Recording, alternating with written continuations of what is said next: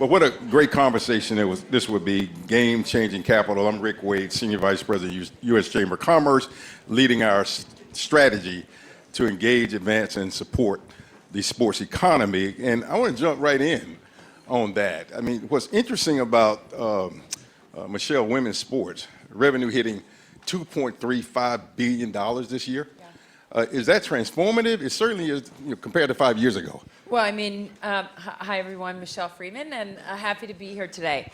I think when I've been with Monumental Sports and a minority partner in the Caps, Wizards, and Mystics for almost 20 years. My family bought in when Michael Jordan left. And to say that we're an inflection point in women's sport, would be an understatement. And to say that that's important to the athletes, to the media, and to little girls everywhere that are watching would be, not fair for the moment we're in. So, at what point is the money real? We're here. We're here, and that's something to be celebrated. Yeah. Jason, what do you think? That's worth a round of applause. What's that? Yeah, what's your thoughts on that? I mean, Well, maybe I'll speak on, I think, why we're here. I think we all do need to give flowers to Caitlin Clark. I mean, people don't like to do that for some reason, but there has been catalytic talent in the past, like her, Serena Williams, Mia Hamm, Alex Morgan. You can think of a bunch of different people over the years. But she came along at a time and attracted the public's attention via her play at a time when three things were different about women's sports. One, men's sports had rapidly professionalized over the last 30 years. Went from mom and pop run to professionalized with a proper ecosystem built around it that's focused on sustainable revenue and profit. Then, and the women's game has been able to draft off of that in this moment. Second, social media and the digital native fan prefers women's sports. It caters to the demographic for women's sports, and female athletes have 2 times the reach on social media than their male peers do because they're more articulate across topics, they can talk about multiple things, they've been more polished along the way, and so there's an advantage in this new consumer economy to female sports, or to female athletes. And then lastly, we're now 20 years into families spending real money on girls' youth sports. I don't know how many people have kids ages 5 to 18. If you have a girl, you have written a check for youth sports that is substantial. Your card gets run every month like mine does for my kids. And now it is not a huge logical leap for a family to say, well, I pay $5,000 a year for sports. I can pay $1,000 for season tickets to this game that is at the professional level is exciting, that I can bring my whole family to, that has fewer drunks than the men's game, and is still a family environment that's at an affordable price point. And so those 3 factors have created commercial momentum behind Caitlin Clark and all the other talent now that is capturing our attention across sports. And that's what makes it a sustainable movement and not just a flash in the pan. Yeah. This thought that most women athletes develop their careers abroad, not by choice, but because of chronic underinvestment in domestic leagues.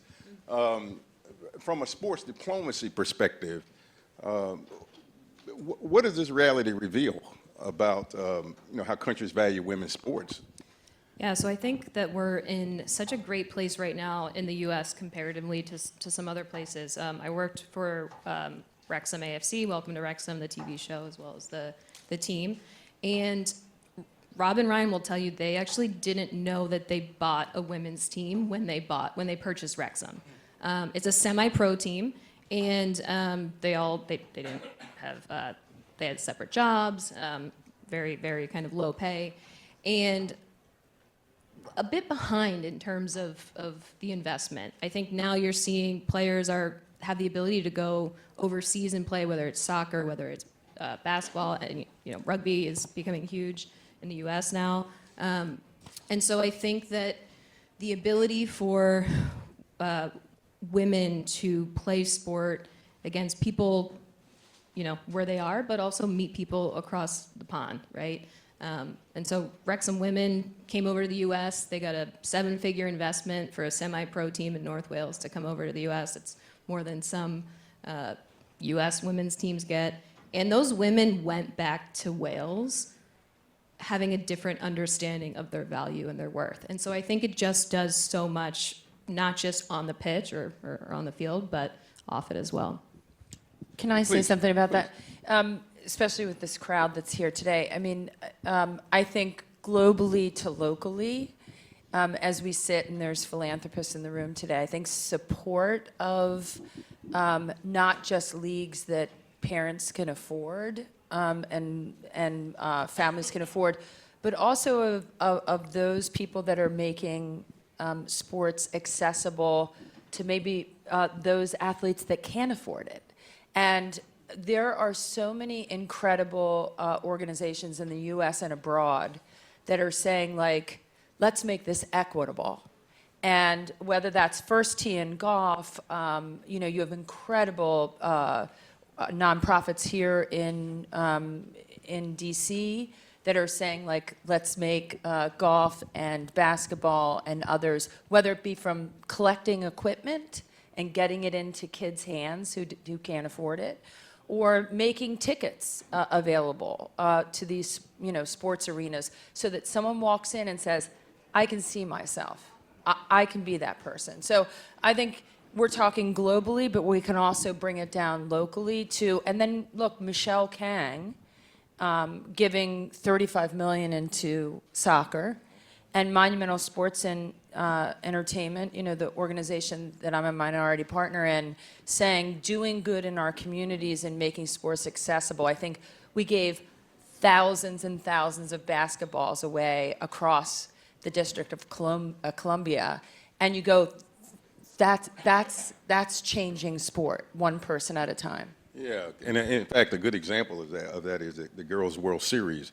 But there's another area that you talk about a lot, and that's fan support. Yeah. So how do you continue to build fan support to support women's sports? I mean, certainly the team that you represent. I mean, Yeah. That's important, right? Yeah.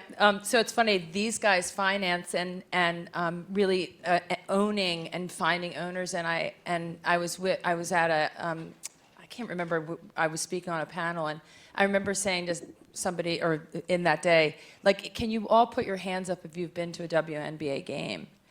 Thank you.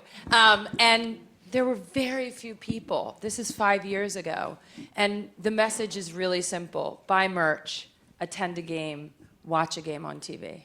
This is how we build a movement. And so I'd say that's true for soccer, whether you're Michelle Kang and you're out there, signing a deal with Trinity Rodman that's going to, bring exciting soccer to the city, or you're Ted Leonsis leaning, Monumental Sports and making sports accessible. Yeah. Yeah. Please. And I was just going to add on to that. I think it's also it's sports and entertainment, and so it's not just the play on the field, the pitch. Yes. It's everything around it. It's how many stadiums are meant for women, right? Or women are first tenants in the stadiums. What are the bars and restaurants nearby? The merch. It's all the storytelling. We talk a lot about the storytelling and how, having shoulder programming, having social content, really elevates. It allows people to see it, and then they care. Yeah, I'll build on Kelsey's point too on this. Something that's really interesting about this fan growth in women's sports, and is that it's caused men's teams and leagues to pay attention because it's a new fan demographic that's participating for the first time. When we went in and we invested in the Denver Summit FC, the expansion team at NWSL that starts play this year, so we will hope to be competing with the likes of the Washington Spirit at the top of the table this season. Happy to have you. Yeah, exactly. We got Lindsey Horan. We pulled her back from Europe. Okay. We're ready to go. That said, when we looked at our fan base, we expected a lot of cannibalization from the men's teams in Denver. And we thought, okay, we got a 3-year run where we're the new shiny thing. But when we went in, we only saw 15% overlap with people who had bought season tickets across the men's sports in Denver. And I looked at our team and I said, you did the math wrong. Let's validate this. We've talked to now 2 other NWSL teams and 3 WNBA teams that have NBA ownership, and nobody has above 10% overlap with their men's season ticket member base. And it's because it is a new demographic that is younger, digital native. If you want to know the quintessential women's sports fan, it's a heavy beard, tattooed dad from Brooklyn who drinks kombucha and craft beer going to games with his kids.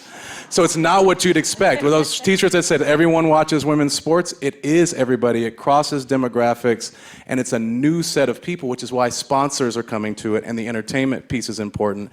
There are sponsors that would not sponsor men's sports that are coming to women's now because it's an attention of a consumer that they weren't getting before. And I just want to add on to that, something you pointed out is what has not been available for women's sports teams and leagues in their infancy is the data, is understanding their fan. And so now that you have more investment, you have the ability, at Athena, we're doing a lot of investment into women's teams, leagues, understanding who the fan is. Because how can a sponsor come in? How can you attract people in your community? And so we're finally starting to see the data catch up with, or actually be a priority for women's sports. Kelsey, let me go back to something you talked about earlier, and that's the importance of storytelling. What do you think of some of the strategies around telling more stories about women in sports generally? So I don't know if anyone is familiar with the phrase pink it and shrink it. And so a lot of times women's sports that's what occurs, right? Say there's a t-shirt, it's made to be pink instead of whatever the team color is, and it's made to be a little bit smaller and tighter. And I think that you apply that to storytelling as well. A lot of the stuff that we did with Wrexham on the women's team in the show was we didn't need to preach anything. We actually just showed you. We didn't need to say, hey, the women play on this field and the men play on this field, right? We just allowed the viewer to see it themselves, attach themselves emotionally to the story, or see Rosie Hughes kind of come in and just with incredible personality say, I love watching myself play, right? Like I love it. People think that I'm being, rude or whatever, but I'm smiling because I just love watching myself play, So I think it's telling stories in different ways. It's thinking outside of the box. Working with UCLA women's basketball right now, they're number 2 in the country. But if you ask me what story we're telling about them, it's not a basketball story. Lauren Betts talks a lot about her mental health. We've got international players from New Zealand, from Sweden, Serbia. So it's the human aspect of it, which I think the more you can do that, sponsors want to come in on that. United Airlines and HP are some great sponsors that we worked with at Wrexham. They actually made impact in the community. They created a book for children in Welsh.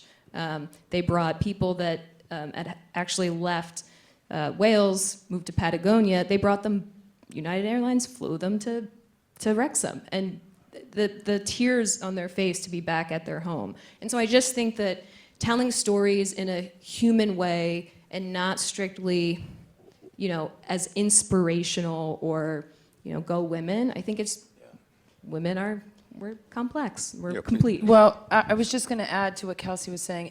I don't know, 2 Saturday nights ago at Capital One Arena, we had the first PWHL, so Professional Women's Hockey League. It was a sold-out crowd at 17,000. And to Kelsey's point, I'm like watching after, and they're interviewing this woman. It was the Montreal team against New York. And they're interviewing this woman who said, like, oh yeah, I was one of 4. I had 3 brothers. I also played hockey. I never could play. Like, we didn't even have a team for female hockey players. And she was so emotional that I started blubbering. I was like, what is happening here? But that's the power of storytelling, because there is some other woman that's watching that saying, oh yeah, I couldn't play either, and it's important to support. 17,000 people filling an arena on a Saturday night for women's hockey is awesome. It's awesome.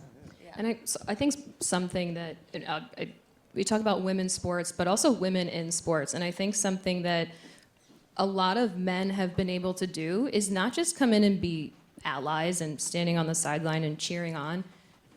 Be an advocate, be an accomplice, be in the fight as well. Get your hands dirty a little bit, which is why it's incredible the work that you're doing. But the more that happens, the more that I think women and young girls and boys continue to see themselves. Yeah. Jason, let me go back to project level. You think about adjacent markets like tech, sports tech, and facilities exploding alongside teams. What's your bet on women's sports ecosystem in that space, in particular on the kind of the diplomatic edge? You're going to have to cut me off. I love talking about this. First of all, we are betting that this is a 30-year run and not a 10-year run on women's sports. We think the demographics are there, the commercial momentum is there, and if we all do our job, it's a permanent step change and probably another step change in revenue and profitability and valuations. And I talk in those terms because I do think that's the first and most important thing that we can all do. In order for this to become legitimate in the sight of those who still doubt, it needs to make money. And that's 100%. It needs to make money. Before, there were so many investors that went in on this as a good cause, et cetera. Y'all are now cashing in. I'm sure the valuation is great Yes. on the Mystics now.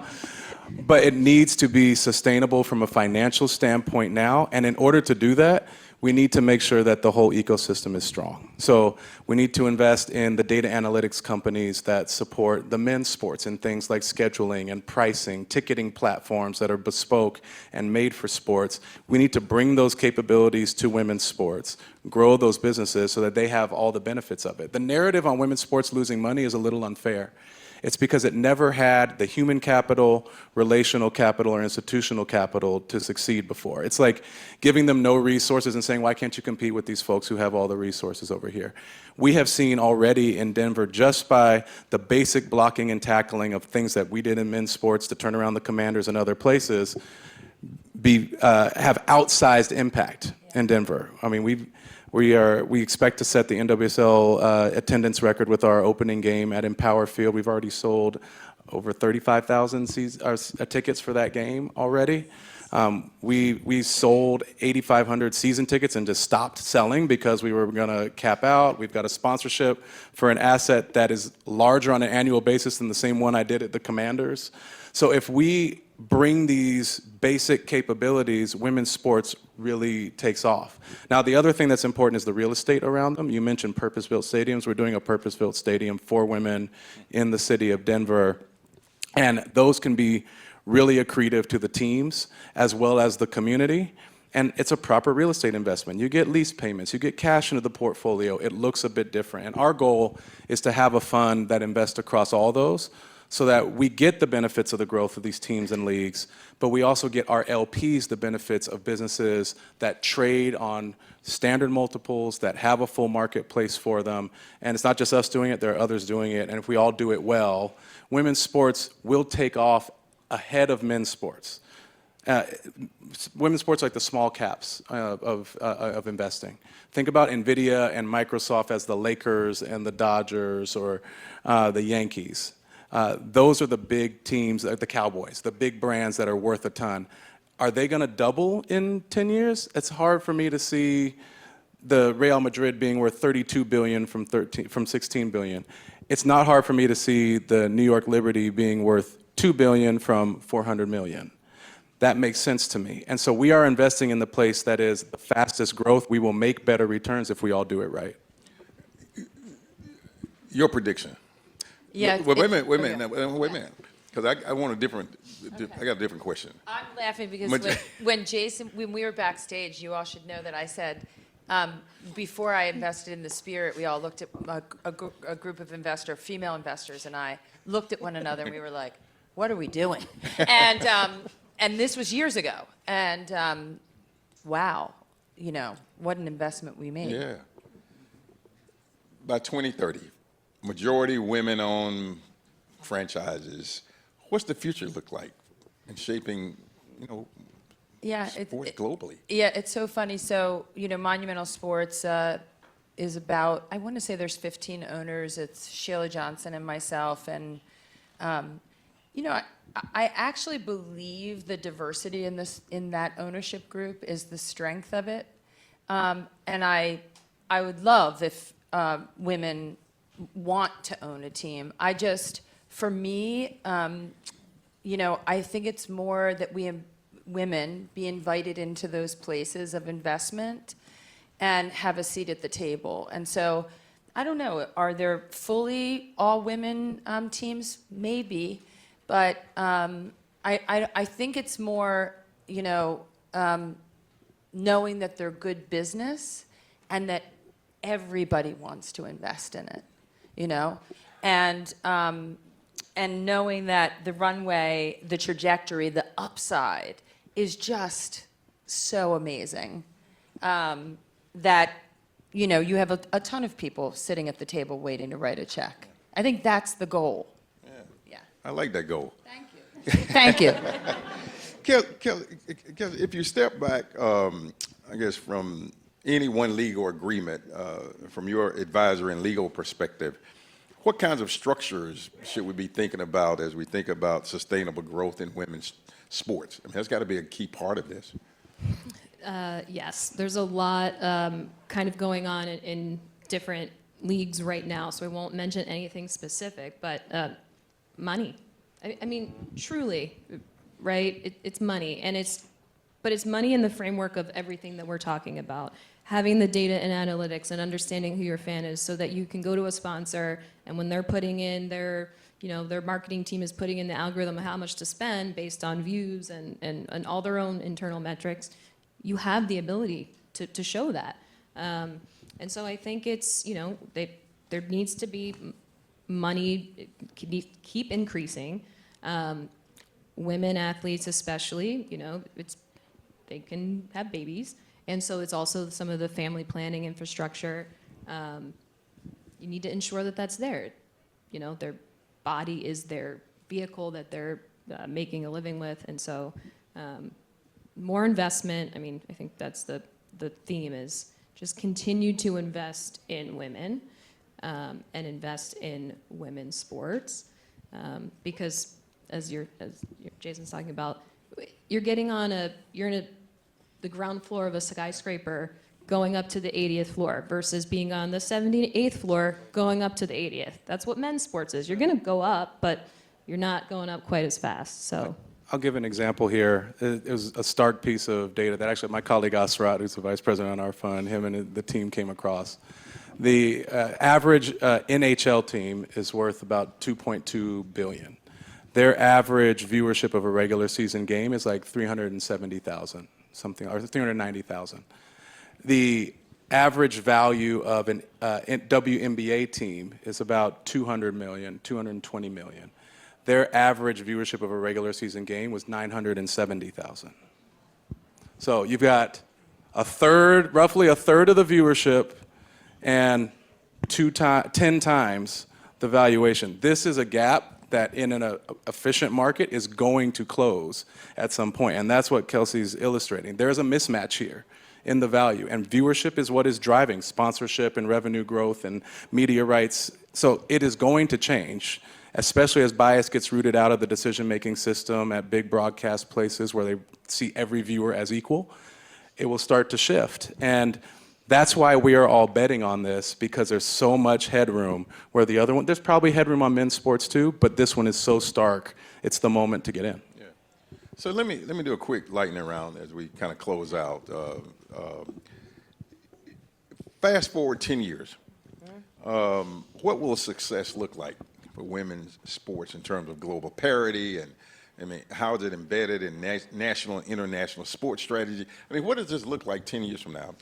Well, first of all, I would say that in 10 years, I would bet that people are still going to live sport.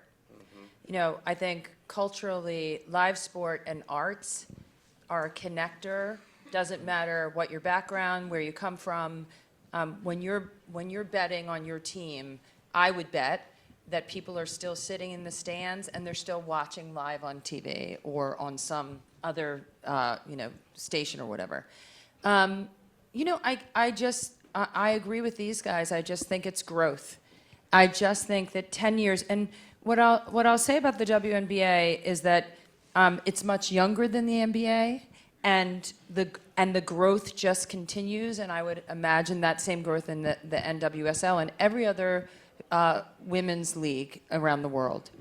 Just add on to that. If somebody has their phone, I don't have the exact number on me, but if you can look up how many people actually watched Wilt Chamberlain's 100-point game, it's not a lot, right? Does that mean that he's not incredible? Does that mean that's not an incredible, this extreme value? And so I just think that, visibility, it's going to continue to be visible.